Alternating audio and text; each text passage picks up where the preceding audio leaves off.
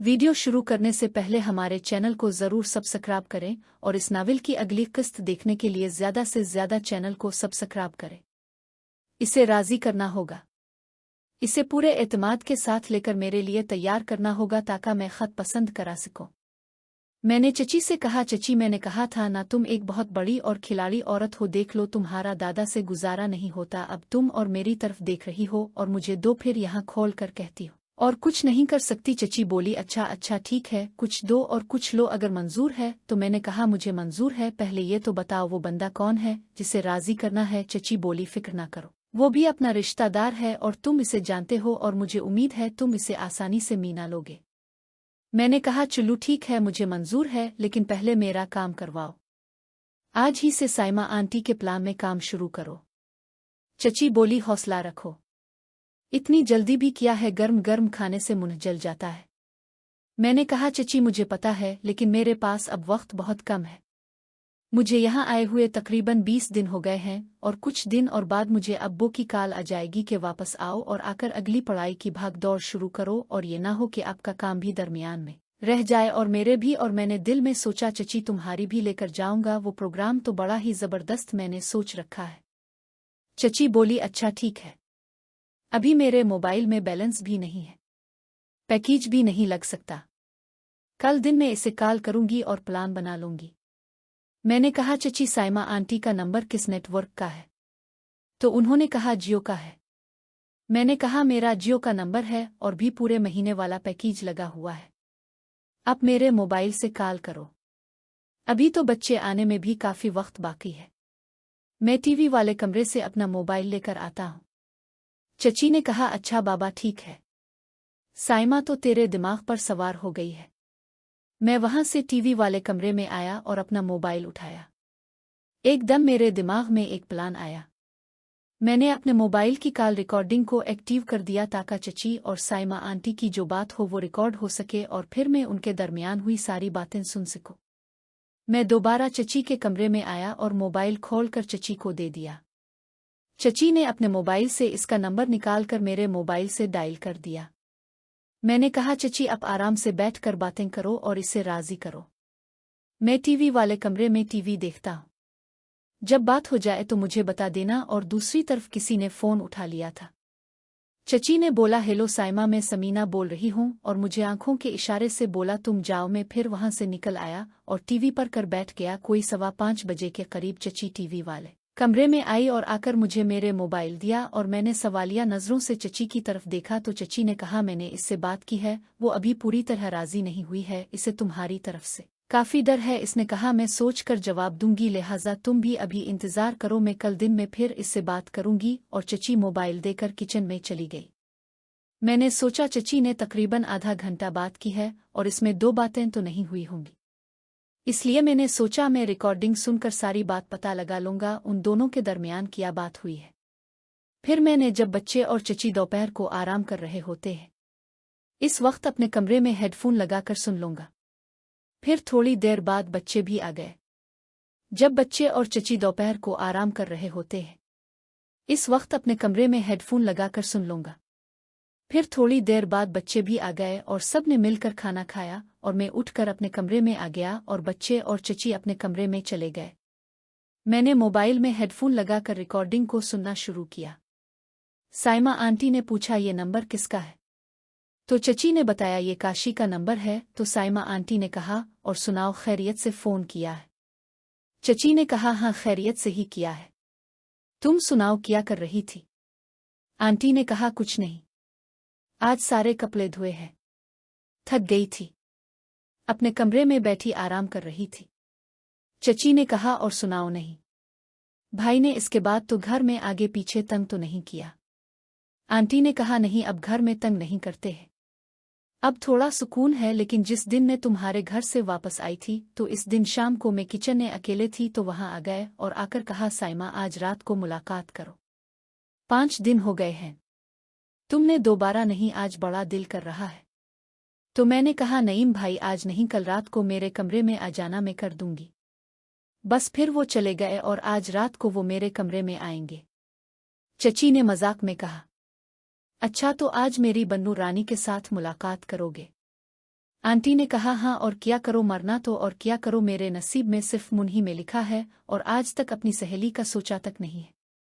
चची ने कहा नाराज क्यों होती है, तेरा भी कुछ ना कुछ हो जाएगा। चची ने कहा एक बात बता, नईम भाई से तुम करवा नहीं सकती, वो तो बहुत बड़ा रिस्क है और घर के बाहर किसी के साथ तुम चल नहीं सकती, वो बदनाम भी कर सकता है, फिर घूम फिर के जो भी बंदा हो वो अपना ही घर का रिश्तेदार ही होगा। आंटी ने कहा समीना जो भी हो पक्का बंदा हो, राजदार बंदा हो जो प्यार दे भी और ले भी और बदनाम भी ना करे। चची ने कहा देखो साइमा, शौकत और अरफान भाई के साथ भी तुम्हारा काम नहीं करवा सकती, उन दोनों को मैं आज तक खुद अकेले ही बेगुनाह रही हूं और दोनों को एक दूसरे का कुछ नहीं पता। और अगर मैं शौकत या अरफान भाई में से किसी के साथ भी करने का कहूं तो वो तो फौरन तैयार हो जाएंगे, लेकिन फिर वो मुझे ब्लैकमेल करके खानदान में और भी लोगों को करवाने का कहेंगे। अब तक तो इन दोनों की नज़र में ही खराब हो, बाकी तो बच्चे हुए हैं, इसलिए इन दोनों के अलावा कोई और नया बंदा तेरे लिए देखना होगा। साइमा आंटी ने कहा समीना के तो तुम ठीक रही हो, लेकिन नया बंदा और कौन होगा तेरी नज़र में जो पक्का बंदा हो और बदनाम भी ना करे। चची ने कहा एक बंदा है तो, लेकिन तुम्हें यकीन नहीं आएगा और हो सकता है तुम उसके लिए राजी भी ना हो। आंटी ने कहा कौन है वो, तुम पहले बताओ तो सही। चची ने कहा और कोई नहीं है, मेरी नज़र में अपना काशी ही है। साइमा आंटी ने जब ये सुना तो हैरत से बोली क्या कह रही हो समीना, तुम्हारा दिमाग तो नहीं चल गया है, ये तुम क्या बात कर रही हो। आंटी ने कहा उसकी उम्र और हमारी उम्र में कितना फर्क है, वो रिश्ते में हमारा भतीजा लगता है। चची ने कहा मैं ठीक कह रही हूं, वही पक्का बंदा है और वो बदनाम भी नहीं करेगा। आंटी ने आगे से कहा समीना मुझे तो लगता है तुम तो पक्की औरत बन गई हो और अपने भतीजे को भी नहीं छोड़ा और उसके नीचे भी लेट गई हो। चची ने कहा बदतमाज, मेरी बात तो पहले सुन लो फिर अपनी बकवास भी कर लेना। चची ने कहा साइमा अब जो मैं बात बताने लगी हूं वो गौर से सुनो, फिर मुझे अपना फैसला बता देना। फिर चची ने इसको अपनी और अंकल शौकत की मुलाकात का वाकया और मेरे पास इसका वीडियो सबूत का बताया। फिर जो चची और साइमा आंटी के दरमियान जो इस दिन बातें हुई वो वाला वाकया सुना दिया और इसमें से नरीना इशरत आंटी का वाकया गोल कर गई, वो इसको नहीं बताया। चची ने कहा साइमा वो तुम्हारी और नईम के दरमियान जो हुआ इसने इस दिन बाहर सब सुन लिया था और मेरा शौकत के साथ तो इसके पास वीडियो है और अब वो इस दिन से मेरे पीछे लगा हुआ है कि मुझ से भी मुलाकात करवाओ, लेकिन अभी तक और कुछ नहीं करवाया और अब वो तुम्हारी बातें भी सुन चुका है, इसलिए मुझसे कहता है चची अब साइमा आंटी के लिए जो बंदा तलाश कर रही हो वो मुझे आगे करो और मेरा साइमा आंटी के साथ, और कहता है अब दोनों मुझे खुश करो, मैं अब दोनों को हमेशा खुश रखूंगा और कभी भी बदनाम नहीं करूंगा। और वैसे भी मुझे साइमा आंटी बहुत अच्छी लगती है और कहता है अब मेरा ख्याल रखो, मैं अब दोनों का ख्याल रखूंगा और जब अब कहोगे आपकी खिदमत किया करूंगा। अब तुम बताओ साइमा, अब आगे तुम्हारा किया फैसला है। साइमा आंटी ने कहा मेरी तो पूरी बात सुनकर जान निकल गई है और तुम फैसला पूछ रही हो। चची ने कहा देखो साइमा, अगर काशी कच्चा बंदा होता तो इतना दिन होने, बस फिर मैंने रिकॉर्डिंग सानी और सब कुछ जान गया।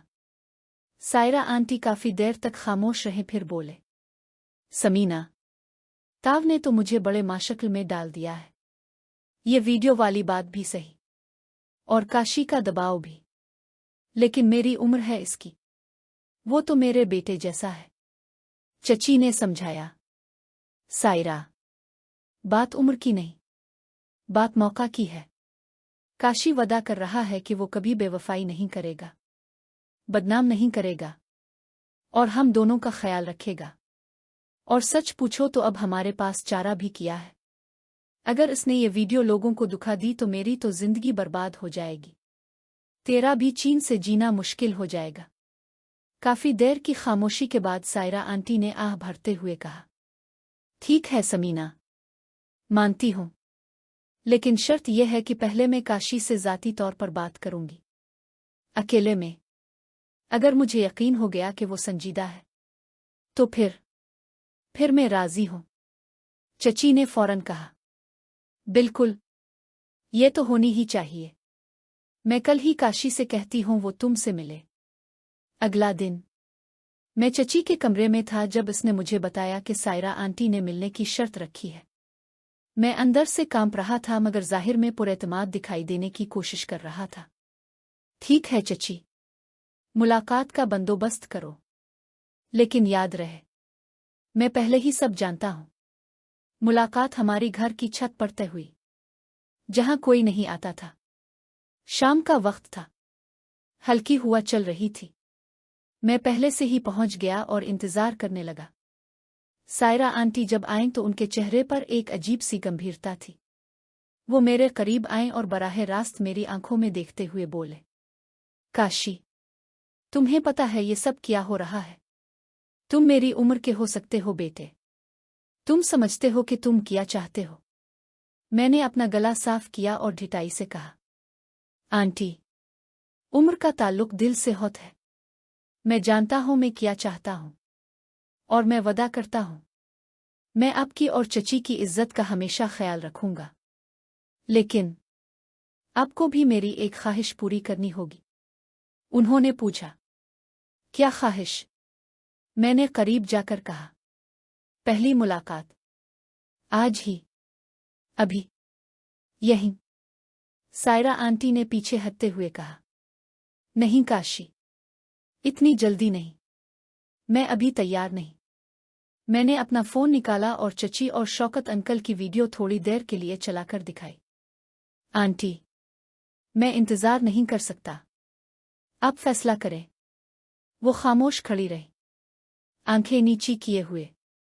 लम्हा भर को ऐसा लगा जैसे वो रो पड़ेंगी। फिर उन्होंने एक गहरी सांस ली और बोले, तुम वाकई बहुत बेरहम हो काशी। ठीक है, जैसे तुम कहो। कुछ महीने बाद सब कुछ मेरे प्लान के मुताबिक चल रहा था। चची और सायरा आंटी दोनों अब मेरी मर्जी के ताबे थीं।